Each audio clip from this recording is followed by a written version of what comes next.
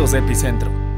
Hoy presentamos: Dios envió a su Hijo a morir en la cruz, ¿verdad? Y lo hizo para salvarnos a nosotros.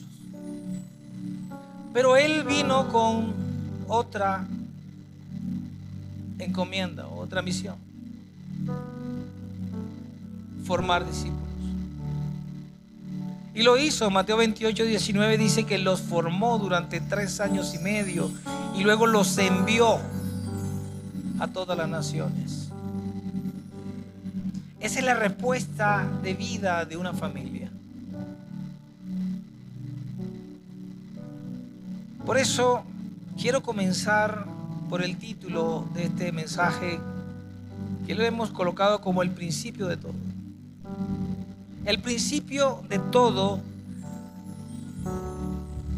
hay que explicarlo con mucha importancia. La importancia de los fundamentos que Jesús dejó para que pudiésemos entender cuál es el verdadero propósito en la vida. Mucha gente le pregunta: ¿cuál es tu propósito? Dice: yo soy profeta. Eso no es un propósito. Yo soy pastor. Tampoco es un propósito. Y lo vamos a desarrollar durante la mañana de hoy. Pero quiero comenzar explicando la importancia de estos fundamentos que me hacen decirle a usted cuál es el principio de todo. Diga: principio de todo. Que se oiga en el cielo. El fundamento, el concepto de fundamento es el principio y el cimiento. Diga: cimiento. Es donde todo se sostiene, sobre el cual se apoya un edificio o cualquier cosa. Diga: cimiento. Diga: fundamento. El fundamento es la parte invisible que sostiene lo visible. Y todo es porque es un principio del cielo. Todo en este mundo está construido sobre un fundamento. Diga: fundamento. Por ejemplo, en la naturaleza, si las raíces son profundas, el árbol será firme. Si las raíces son profundas, el árbol será firme. Y en la construcción, si los cimientos son sólidos, las bases del edificio son sólidos, la casa permanecerá estable.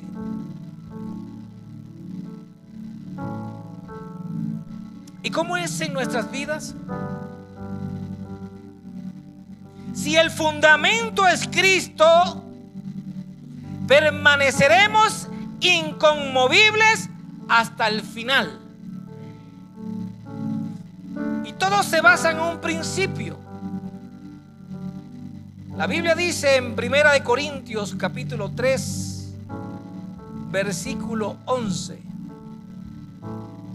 que nadie puede poner otro fundamento que aquel que ya está puesto, el cual es Jesucristo. Eso dice la Biblia.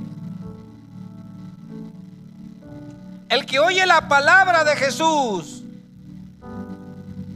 ¿qué es el fundamento? ¿Fundamento de qué?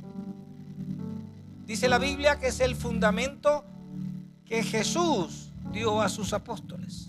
Y lo llamamos los fundamentos de los apóstoles.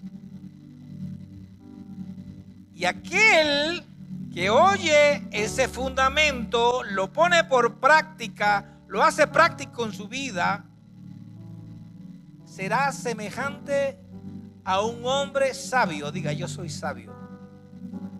No por mi propia sabiduría, sino porque soy un hombre que cree en el fundamento de los apóstoles. Porque Él o ella edificará su vida sobre una roca, edificará su familia sobre una roca. Y así vengan lluvias, tornados, tormentas, tu casa, tu familia, tu vida se mantendrá fuerte.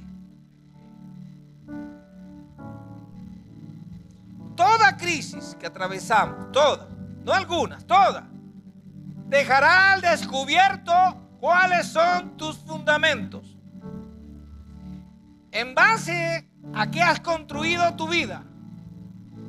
¿Sobre qué bases o qué cimiento has construido tu familia? En las tormentas se sabe quién eres, quiénes somos y quién gobierna nuestras vidas.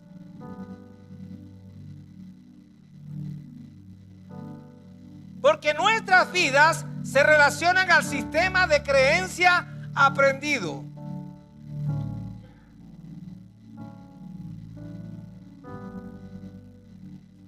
El fundamento aprendido se resiste al nuevo fundamento que es Cristo. El fundamento aprendido por el hombre rechaza la palabra de Dios. Por eso necesitamos mucha fe, diga mucha fe,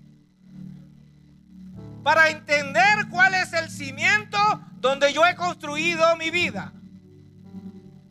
En el sistema de creencia, en el sistema griego universitario, en lo que me enseñó la abuela o en lo que me enseña la palabra de Dios.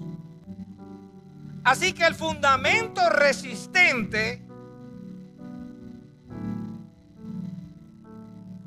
solo se basa en la palabra de Dios. Solo se basa en los fundamentos.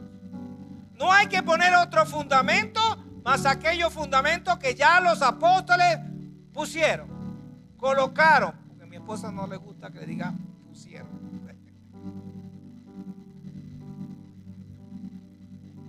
Yo quiero que usted me ponga mucha atención. Hoy va a ser el día que usted va a salir un poco confrontado con lo que hemos aprendido hasta ahora. Porque dirá, necesito tomar una decisión.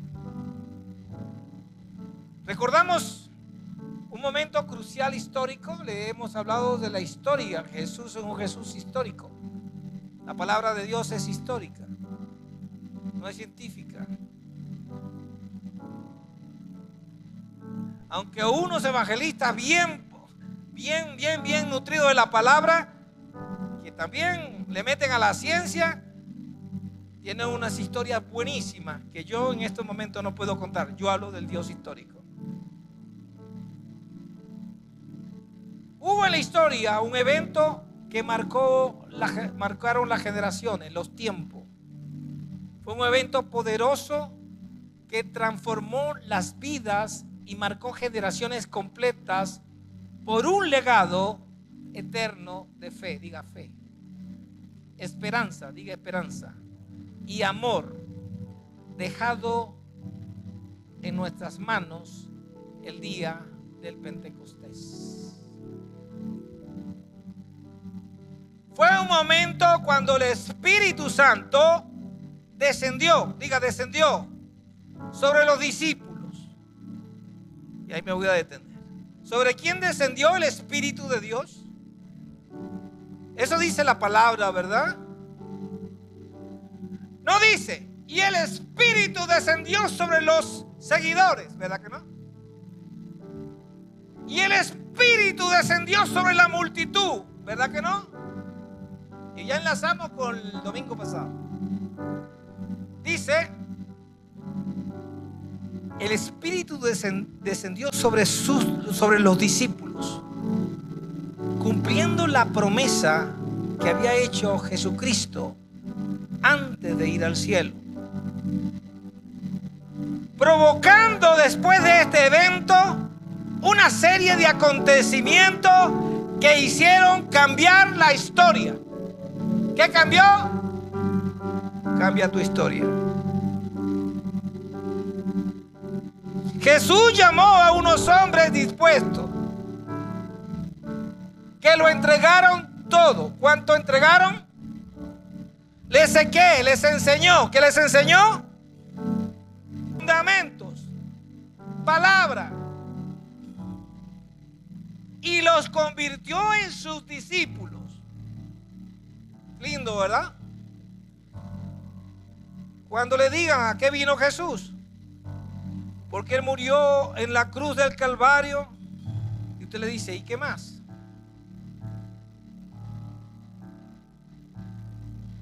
Nos vino a enseñar, vino a dejarnos un legado, vino a enseñarnos cómo deberíamos nosotros caminar con Él. Nos dejó un propósito, nos dejó una dirección, cumpliendo lo que dice el libro de Daniel: sigue tu camino hasta el final. Cuando descendió el Espíritu Santo, en ese momento cambió la historia. Pero no solamente la historia futura, cambió la historia presente. Hubo un antes y un después para esos discípulos.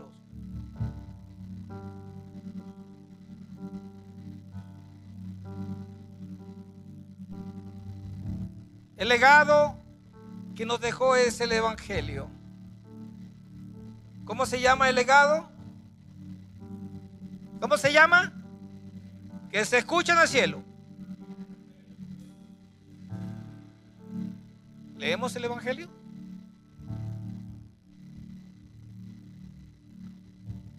Jesús entregó enseñanzas a sus discípulos y les dijo a sus discípulos que lo mismo que Él había hecho con ellos tendría que hacerlo ¿con quién? Con otros. Caminando por todo el mundo, yendo a las naciones, predicando la palabra en tu comunidad, pero principalmente en tu familia. Esos son los fundamentos de los apóstoles, son el compendio de enseñanzas de Jesús. Y están registradas en el libro de los Hechos. Estas enseñanzas son las que debemos usar para hacer lo que nuestro amado Jesús nos encomendó. ¿Qué nos encomendó? Nos encomendó a ser discípulos como Él los hizo. Mateo 28:19 dice eso. Y dije la semana pasada, y es el ciclo de nunca acabar. Así que nos encontramos en un momento que puede definir el rumbo y destino de nuestras vidas, pero también el de nuestras familias, y también para las generaciones que vienen después de nuestros hijos y después de nuestros nietos. Porque lo que nosotros hagamos hoy corta el pasado y comienza una vida en Cristo Jesús. Gracias. No estoy solo. Así como un día cambió la historia para siempre y que está detallada en forma detallada en el libro de los Hechos, capítulo 2. Léanselo, memorícenlo si quieren. Los discípulos se reunían con la gente. Estaban entre ellos unánimes y fueron testigos del cumplimiento de la promesa de Jesucristo. Estaban ahí juntos. Fue la llegada del Espíritu Santo. Sí, pastor, eso me lo sé. Y fue allí donde se demostró el poder que hay cuando usted recibe el Espíritu Santo. Demostrado por Pedro, su primera prédica. ¿A quién le predicó? Dice la palabra que a la multitud. le predicó a seguidores, le predicó a la multitud. Y luego los que creyeron formaron una comunidad, diga comunidad, que se oiga en el cielo. Y más tarde se dieron a conocer. Esa es la secuencia bíblica del libro de los Hechos. Este evento fue el inicio de un nuevo comienzo. Diga nuevo comienzo. Eso es lo que viene para tu vida. Fueron nuevos comienzos para toda una humanidad. El nacimiento de una iglesia. El nacimiento de lo que el propósito de Dios en la tierra. Ya los salvé, ahora los quiero cuidar. ¿Dónde los cuido? En mi iglesia. Si usted quiere. El nacimiento de la iglesia es la forma correcta de vivir bajo una cobertura y en una cultura. Tome nota de eso, subráyalo, póngalo grandote. Cultura. ¿Cuál cultura? En la cultura del reino de nuestro Señor Jesucristo. Hay una nueva cultura. Y para aprender esa nueva cultura debemos dejar lo aprendido, lo viejo. Mucha gente piensa que camina en la cultura, pero hace cosas que no son del reino. Y tiene que reaprender, pero para reaprender tienes que desaprender. Pero para desaprender tienes que tomar la decisión de ser que un discípulo enseñable. Bueno, no hay discípulos no enseñables, todos son enseñables. Y lo primero que tenemos que tener, no importa cuánta Biblia usted sepa, que hay una cultura de reino.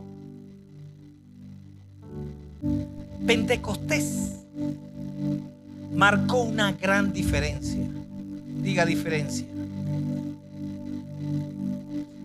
Pentecostés marcó el amanecer de una nueva vida para la humanidad. Un renacimiento espiritual, incluso para los apóstoles. Perdón, en ese momento eran discípulos. Porque él dijo, después que el Espíritu de Dios es donde ustedes van a hacer el trabajo.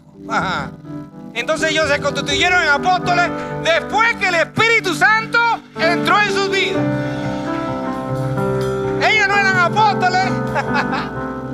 Ellos todavía eran discípulos y dicen, ¿y ahora qué hago? Pero salió el Pedro predicando cuando no sabía predicar. Imagínense esa prédica, que 3,000 se convirtieron. Pasaron del montón, de la montonera, de la multitud a seguidores.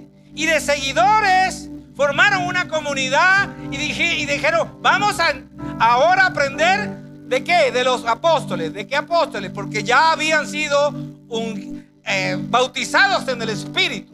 Y esos apóstoles que estaban bautizados tenían los únicos que tenían el fundamento de Cristo. Y ahí cuando escuche usted los fundamentos de los apóstoles, fueron las enseñanzas de Jesús.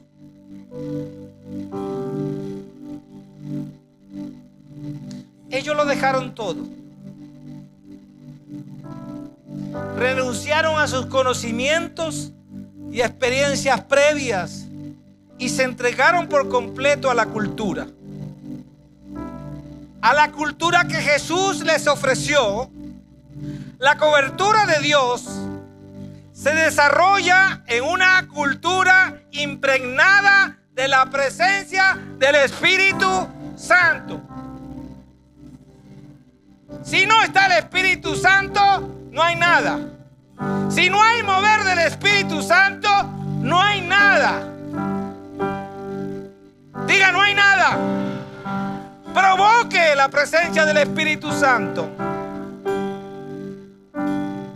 Reciba ahora. Dígase, Espíritu Santo, yo quiero recibir lo que el pastor está diciendo, lo que el predicador está diciendo, porque yo veo mucha gente con manos levantadas, pero yo no siento nada.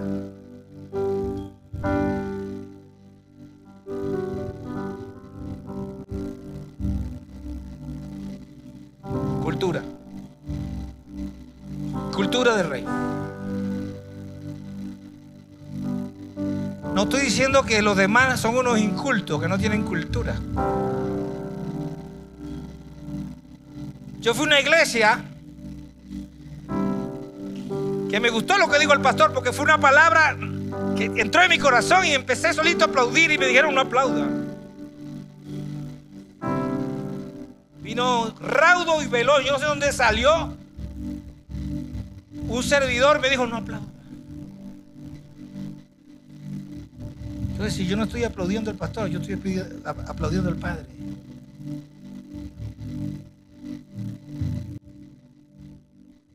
En la cultura de la tierra, en la aprendida, se aplauda el espectáculo, las luces, las pantallas. Se aplaude eso. Hay gente que se desmaya, llora, por puro emocionalismo. A diferencia, cuando tenemos la cultura de reino, sabemos cuando el Espíritu de Dios desciende y no puedo contenerme. Hay algo que está pasando que dice, ya yo no voy a ser igual que antes. Yo voy a levantar mis manos y voy a adorar a Dios.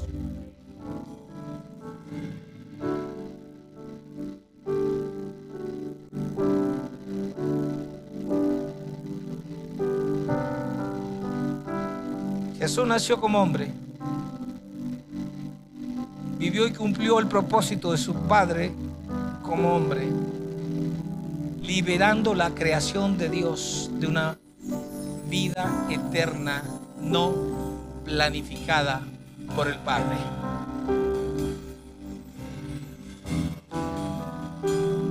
Pero también murió como hombre.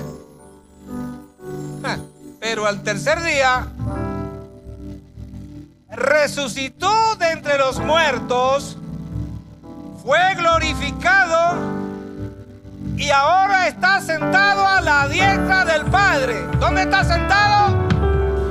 Que se oiga en los cielos. Dejando una cultura en manos de unos discípulos, porque ya había entrenado a los discípulos. ¿Y qué le había entrenado? Una cultura de reino. Diga, cultura de reino. Luego los llamó maestros y los empoderó con el Espíritu de Dios para convertirlos en apóstoles. Y un apóstol es aquel que coloca el fundamento. Diga, fundamento. Y ese es el principio de todo.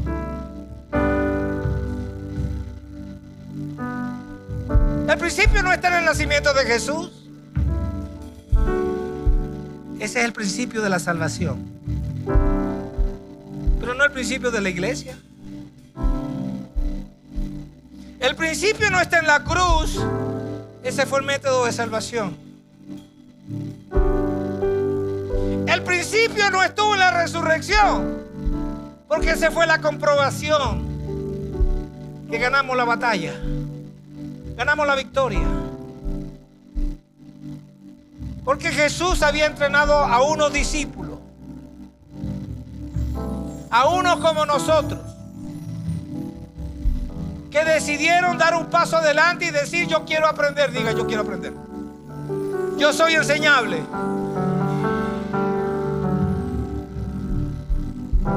Y luego los empoderó. No los empoderó antes. Los empoderó después de que Él ascendió a los cielos. Le dio toda libertad. Todo poder, porque Él dijo, todo poder se me es dado en la tierra y en los cielos. Así que yo voy a hacer lo que yo tengo que hacer. Y les voy a dejar la tierra para que ustedes hagan lo que tengan que hacer. En mi nombre. ¿Sí lo ven? ¿Quién está con Pedro? Un aplauso. Ahí vamos aprendiendo. Vamos a leer primera de Pedro. Mira lo que dice. Yo, Pedro hablando, apóstol de Jesucristo, escribo esta carta a los elegidos por Dios y que viven como extranjeros en las provincias de Ponto, Galacia, Capadocia, Asia y Bitinia. Dios Padre los conocía y los eligió desde hace mucho tiempo. Y su Espíritu los ha hecho santos. Como resultado, ustedes lo obedecieron y fueron limpiados por la sangre de Jesucristo. Que Dios les conceda cada vez gracia y paz.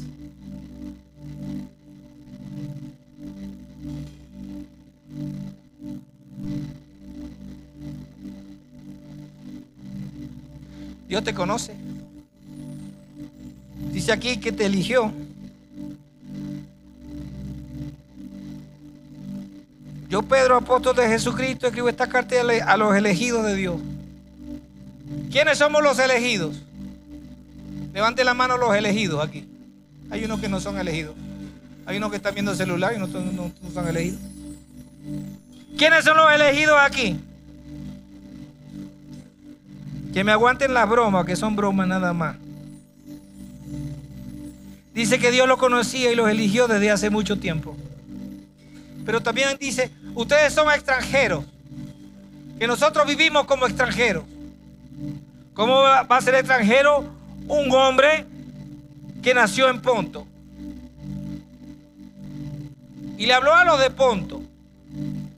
Y habló a los de Galacia, que vivía y habían nacido en Galacia, que habían nacido en Capadocia, en Asia, en Bitinia. Y le dijo extranjeros. Note bien que ya en el primer versículo esto da mucha tela que cortar.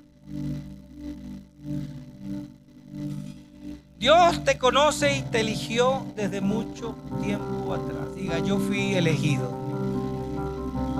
Nosotros vivimos como extranjeros aquí en la tierra, porque no pertenecemos a esta tierra, porque pertenecemos a una cultura del reino de Dios y nosotros somos hijos de un rey. ¿Sí lo ven? Pedro estaba llamando extranjero a un tipo de Galacia. Le estaba diciendo, ¿sabes qué?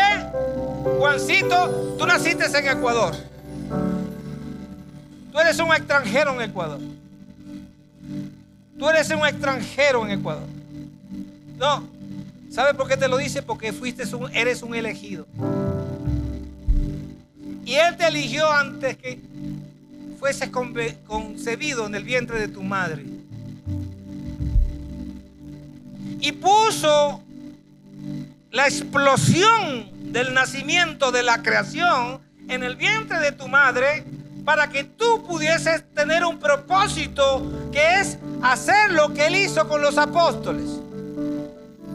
Y que tu palabra se extienda como un parlante de la palabra del Señor. Y en el primer versículo apenas dice que nosotros fuimos limpiados. Y le estaba hablando a unas personas en primera de Pedro y no había desarrollado el tema cuando yo le estaba diciendo a toda la gente, ustedes han sido limpiados.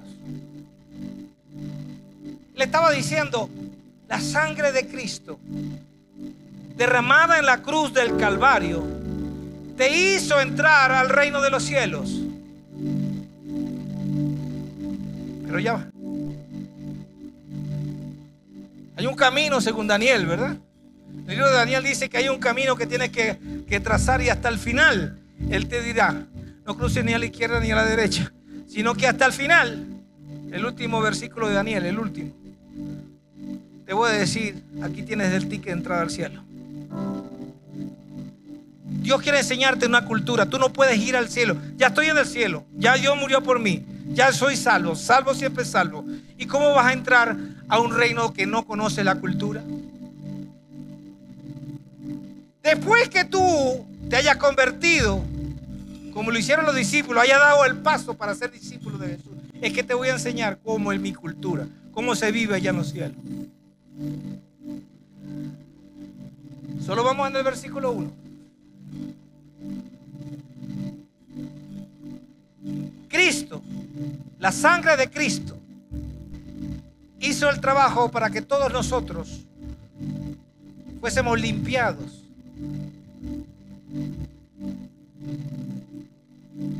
Para que el pecado no nos tocara. Y Él te eligió antes de que estuviese en el vientre de tu madre. Ya sabía que te ibas a llamar tal, que tu pelo iba a ser tal, que ibas a estar en tal sitio, que ibas a lugar en todos los lugares, que te ibas a esconder detrás del bajo y después te iba a dar una palabra y en esa palabra te iban a decir una cosa. Y comenzamos a vivir en cultura, pero nos enseñaron otra cosa. Vamos al versículo 3. Que toda la alabanza sea para Dios, el Padre de nuestro Señor Jesucristo. Es por su gran misericordia que hemos nacido de nuevo. Porque Dios levantó a Jesucristo de los muertos. Ahora vivimos con gran expectación y tendremos una herencia que no tiene precio. Una herencia que está reservada en el cielo para nosotros. Wow. Pura y sin mancha, que no puede cambiar ni deteriorarse. Por la fe que tenemos. ¿Cómo está tu fe? Dice, por la fe que tenemos, Dios los protege con su poder hasta que reciban esta salvación, la cual está lista para ser revelada en el día final. Coincide con Daniel, ¿verdad? A fin de que todos la vean. Diga, yo la voy a ver. No, vamos a verla todos. Así que alégrense de verdad. Les espera una alegría inmensa, aunque tienen que soportar muchas pruebas por un tiempo breve. Y ese tiempo breve, ¿a qué le vamos a dedicar? A conocer. ¿Qué vamos a conocer? La cultura del reino. Usted va a Alemania a un viaje de por vida, no puede salir más, y por lo menos aprenda alemán, a ver cómo se pide la comida en alemán, para que no pase trabajo. Usted tiene que aprender cómo es esa cultura.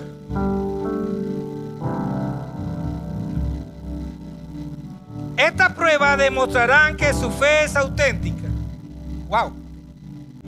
Apropiese de esa palabra. Está siendo probada de la misma manera que el fuego prueba y purifica el oro. Aunque la fe de ustedes, o sea, de nosotros, es mucho más preciosa que el mismo oro.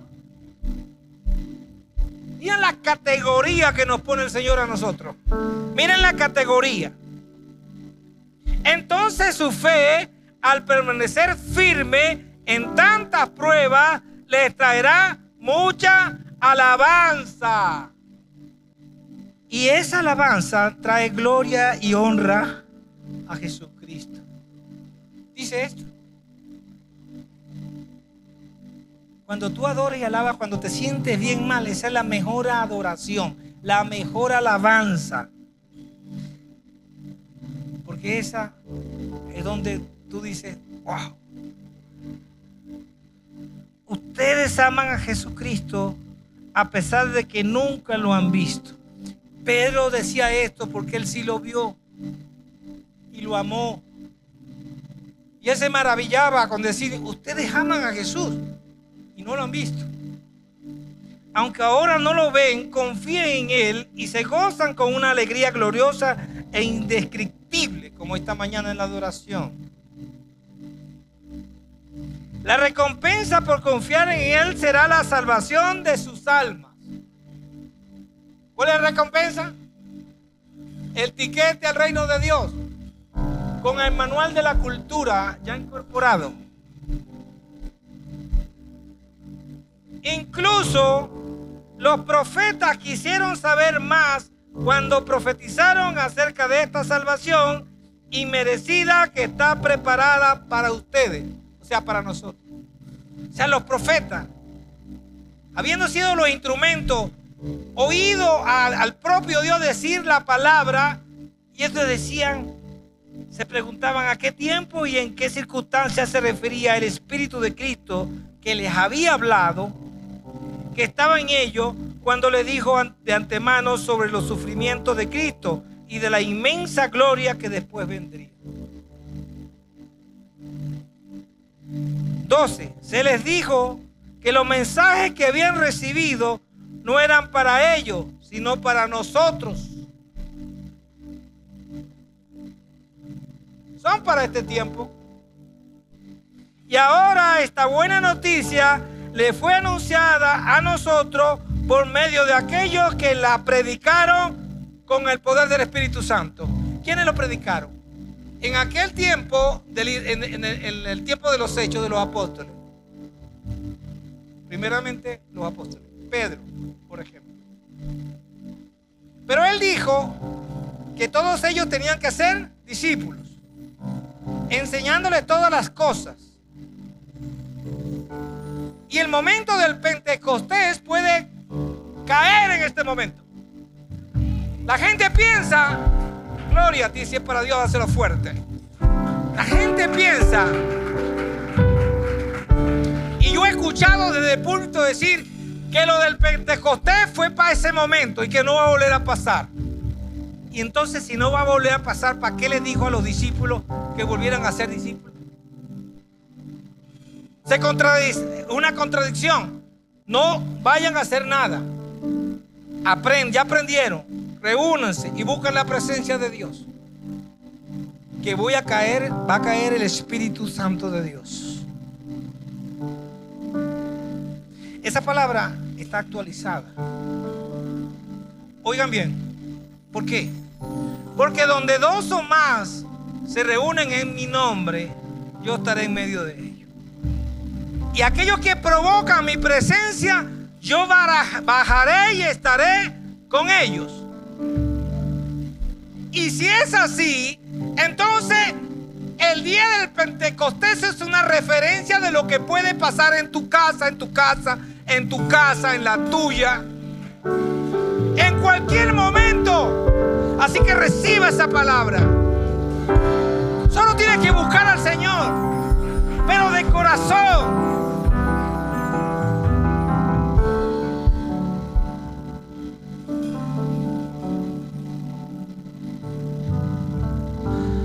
Wow.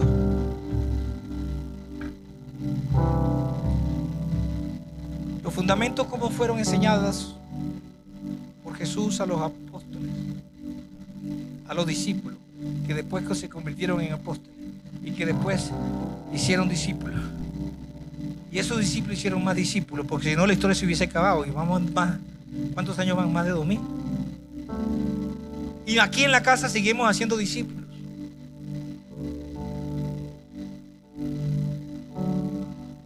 Es una palabra que está ahora vibrante. Diría un locutor por ahí. Necesitas empoderarte con el Espíritu Santo.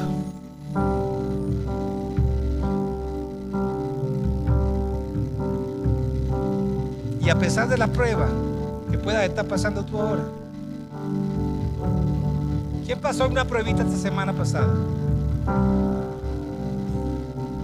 Bendigo la vida de los que no pasaron pruebas. Yo los bendigo en el nombre de Jesús. Pero bendigo 1000 veces más a aquellos que pasamos por pruebas esta semana. Porque es la búsqueda. Mientras más problemas, más buscamos. Mientras más problemas, más buscamos. Y mientras más buscamos, más crecemos. Aleluya.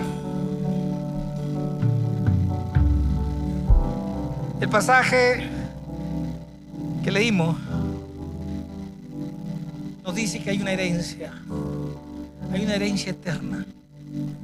¿Dónde está tu mente concentrada? ¿En lo eterno o en el problema actual? ¿Dónde está tu vida? ¿Dónde está tu pensamiento? ¿En lo eterno? Haga cosas para lo eterno. Pastor, lo que pasa es que usted no sabe lo que yo estoy pasando. Usted tampoco sabe lo que yo estoy pasando. Y me tengo que preparar para anunciar las buenas nuevas del Señor en este púlpito.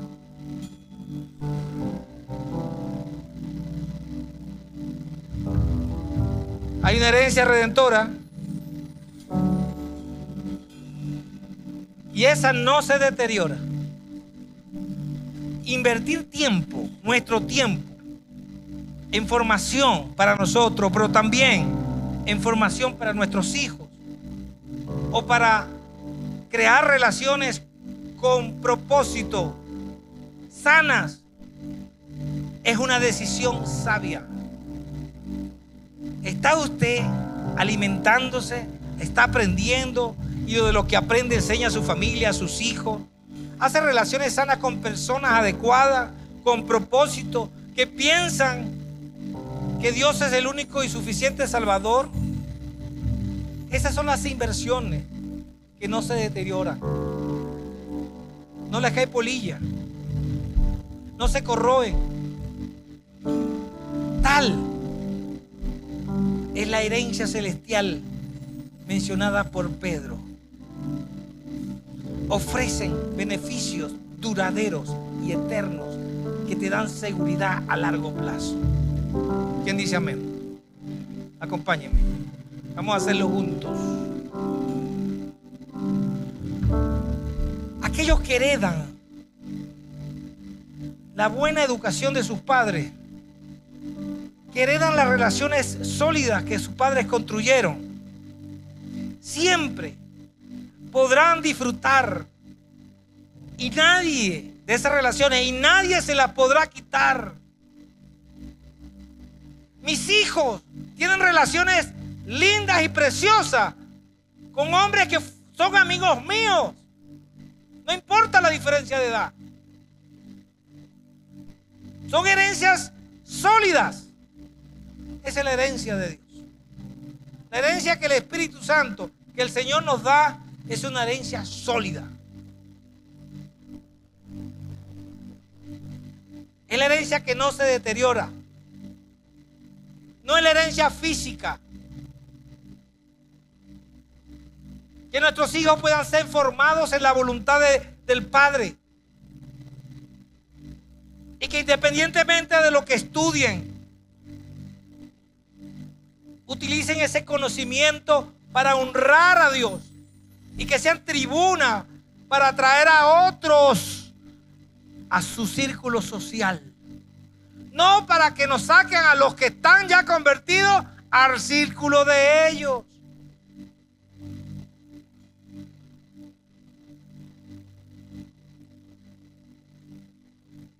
Esto nos da protección por la fe.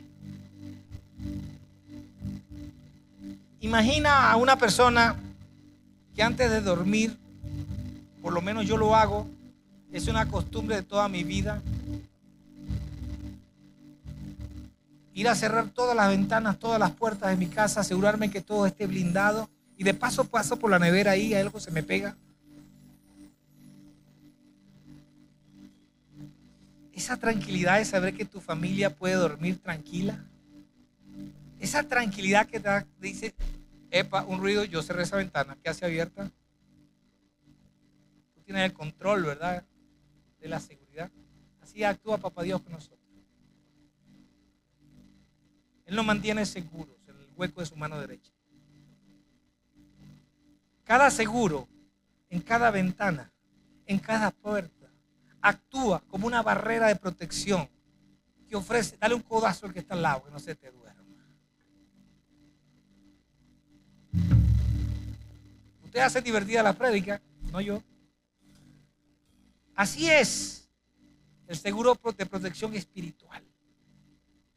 Nos basamos en la seguridad que nos da Jesús, que nos da Cristo, que nos da el Dios verdadero, que nos da el Espíritu Santo en tiempos de incertidumbre, en tiempos de dificultad. Por eso habla de que las pruebas son como oro refinado por fuego. Puedes considerar el proceso de aprendizaje como exámenes y pruebas que debemos pasar para aprender sobre la cultura del reino. Cuando más difíciles se te presente, más es el ensanchamiento de tu fe. Y es allí donde se fortalecen nuestras habilidades y merman las debilidades, donde crece nuestro conocimiento y se reduce el desconocimiento. Así como el oro es purificado por fuego, las pruebas de la vida prueban la autenticidad de tu fe. Diga fe. Como está escrito en 1 Corintios, las tentaciones que enfrentamos en la vida no son distintas. Otros atraviesan, otros atraviesan. No te creas con la exclusividad del problema. Muchos están pasando igual que tú eso. Solo sobrevivimos los que tenemos nuestra fe puesta en Cristo. Porque Dios es fiel. Y no permitirá que caigas en ninguna tentación. Porque ninguna tentación será mayor de lo que podamos soportar. ¡Ay! Caí. Tú la soportabas. Pero no esperaste resbalarte, sino que te tiraste al suelo. Por voluntad propia. La Biblia dice en 2 de Pedro 2:9 que el Señor nos rescata de las pruebas. ¿A quién rescata? A todos los que vivimos en obediencia a Dios. ¿Obediencia a quién? A Dios y a su palabra. El apóstol Pedro enfatiza la importancia de amar y confiar en Jesucristo, aunque no lo hayamos visto físicamente. ¿Saben por qué? Porque Él es el molde del amor, donde nosotros podemos ser moldeados, derretidos, y nos ponen en el molde y nos convertimos en semejanza a Él. Todos los que vivimos en obediencia somos rescatados para superar las pruebas y mantenernos alejados de todo aquello que nos hace daño. Si algo le está haciendo daño, corra. Váyase de ahí. Todo proviene de la fe y de la fuerza que tú tengas.